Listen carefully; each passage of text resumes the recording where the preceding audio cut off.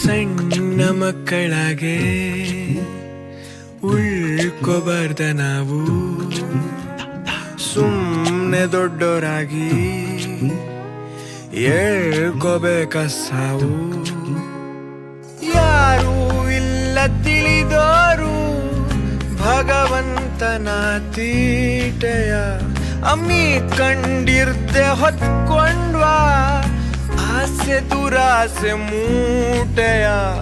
ಚೊಂಬು ಹುಡುಕಲು ಹೋಗಿ ಹಂಡೆ ಕಳ್ಕಂಡ ಕತೆಯ, ಬರ್ಕಂಡವನು ಮನ್ಸ ಓದ್ಕಂಡವನು ಮನ್ಸ.